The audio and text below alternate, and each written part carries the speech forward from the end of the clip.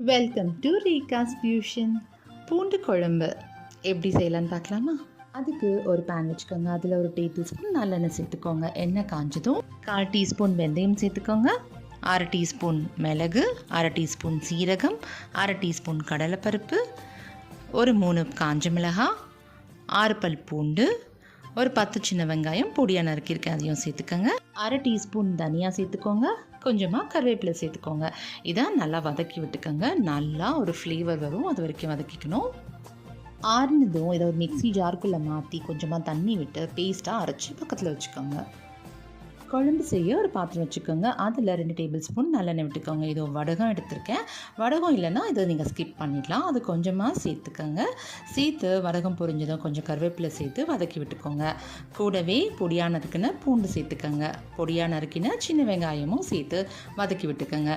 வெங்காயம் வதங்கினதும் பொடியாக நறுக்கின தக்காளி சேர்த்துக்கோங்க. சேர்த்து வதக்கி விட்டுக்கோங்க. 1 ஸ்பூன் உப்பு சேர்த்து கலந்து விட்டு மூடி போட்டு வேக விடுங்க. இப்போது 1/4 டீஸ்பூன் மஞ்சள் தூள் சேர்த்துக்கோங்க. 1 டேபிள் ஸ்பூன் குழம்பு மிளகாத்தூள் சேர்த்து கலந்து விட்டுக்கோங்க. இப்போ அரைச்சி வச்சுருந்தோம் இல்லையா, அந்த பேஸ்ட்டையும் இதுக்குள்ளே சேர்த்து நல்லா கலந்து விட்டுக்கோங்க. கலந்து விட்டு கொஞ்சம் நேரம் வேக வச்சிங்கன்னா எண்ணெய் பிரிஞ்சு வரும்.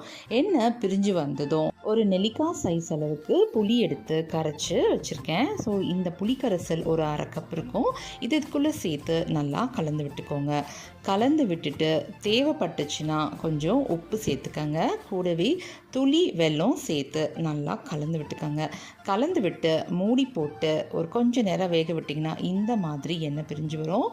அவ்வளோதான், சூப்பரான பூண்டு குழம்பு ரெடி ஆகிடுச்சு. இந்த சுட சுட சாதத்தோட அப்பளம் பொரித்து வச்சு சாப்பிட்டிங்கன்னா வாவ், சூப்பராக இருக்கும். நீங்களும் வீட்டில் ட்ரை பண்ணி பாருங்கள்.